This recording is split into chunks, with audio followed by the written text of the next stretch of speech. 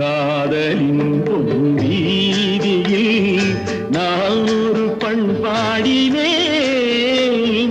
பண்ணோடு ஒருத்தி வந்தாள், கண்ணோடு ஒருத்தி வந்தாள்.